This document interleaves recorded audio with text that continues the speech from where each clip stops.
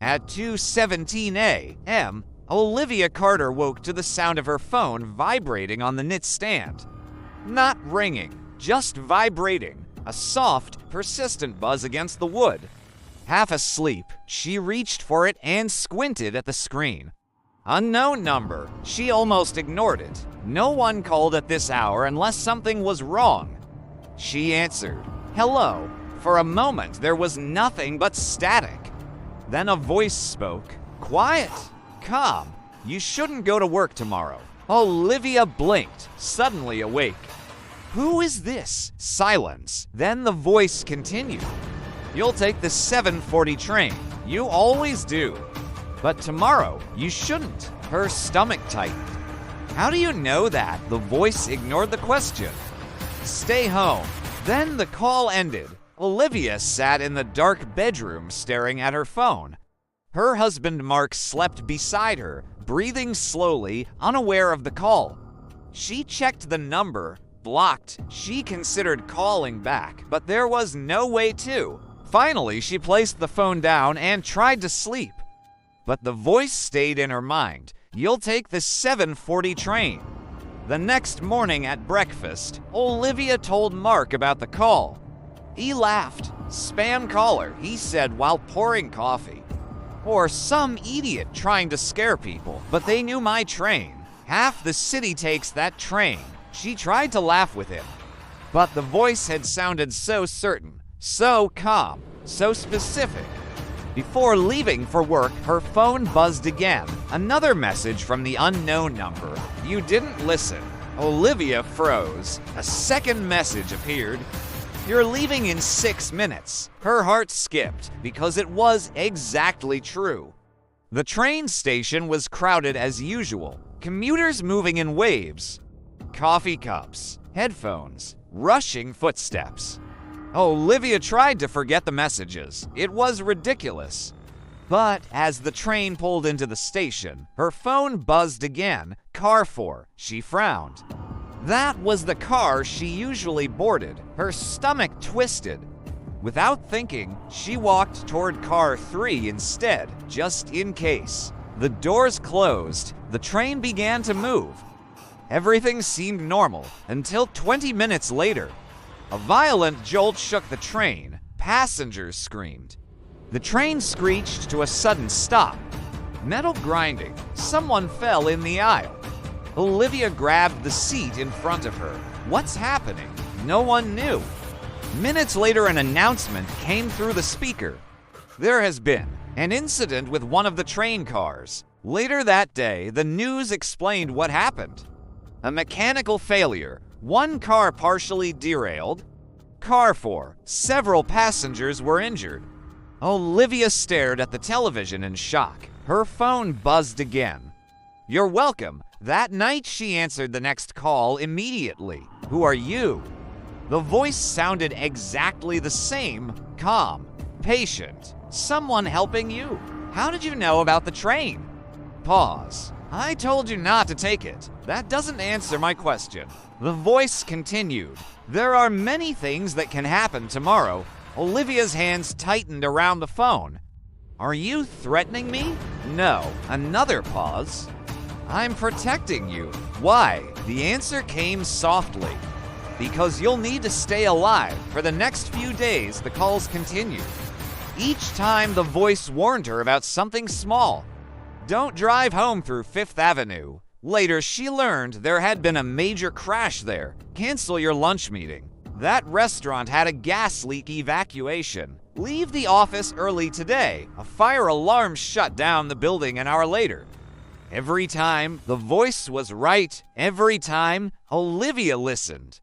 And every time, she survived something she hadn't even known was coming. But something about it felt wrong, very wrong. Because the voice didn't sound emotional or concerned. It sounded calculating. 1 week later, Olivia asked the question she had been afraid to ask. Why me? Silence. Then the voice said something strange. Because you're important. Important how? Another pause. Your choices affect many people. Olivia frowned. I'm an accountant. Yes, that doesn't sound very important. The voice responded calmly. Not yet. Days passed.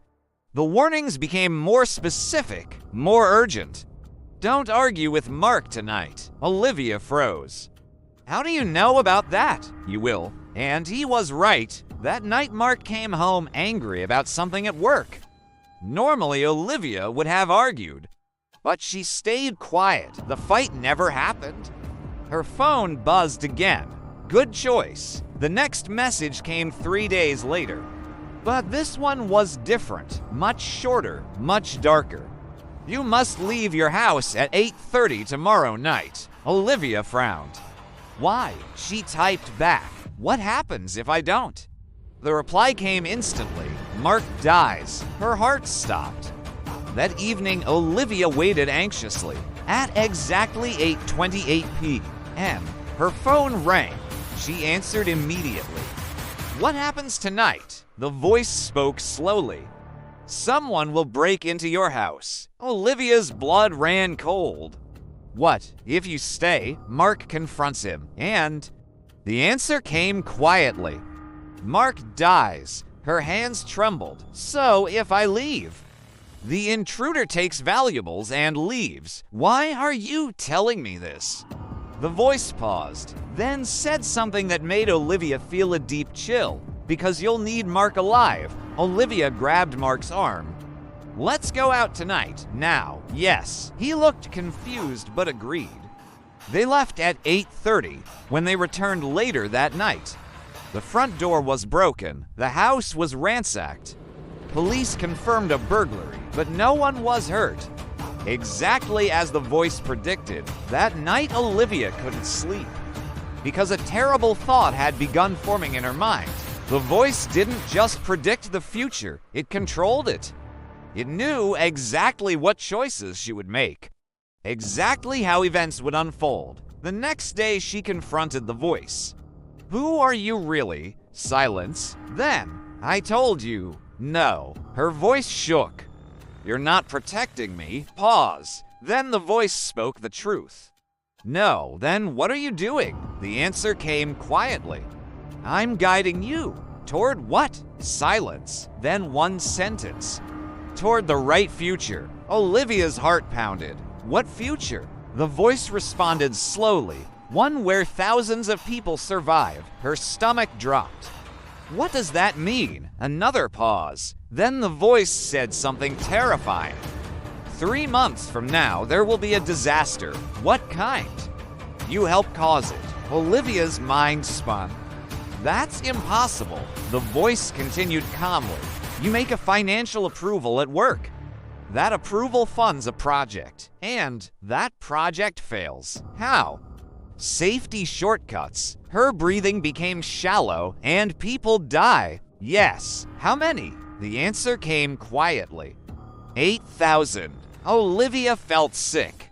You're lying. No. How do you know this? Long silence. Then the voice finally answered the question she had been asking since the first call. Because I lived it. Her heart stopped. What? I'm calling from the future. The room felt suddenly colder. That's impossible. 3 months from now, the voice said you approve the funding. The disaster happens. I survive. Olivia whispered. And then I spend years trying to fix it. Her voice shook. Why help me now? The answer was simple. Because I finally found the moment where everything can change. Olivia sat in silence. So everything you've told me, the train, the burglary, small corrections to keep me alive. Yes. Why? Because if you die, the disaster still happens. Her mind raced. So I'm the only one who can stop it. Yes. How? Another pause. Then the voice gave its final instruction. Tomorrow morning, you will receive the documents for the project. Yes, you must reject them. Olivia felt a knot tighten in her chest. That decision will cost billions. Yes, I'll lose my job. Yes, but thousands will live. Silence. Then the voice said the last words she would ever hear from it. Now you understand why you had to survive. The line went dead. and the future was now entirely in Olivia's hands.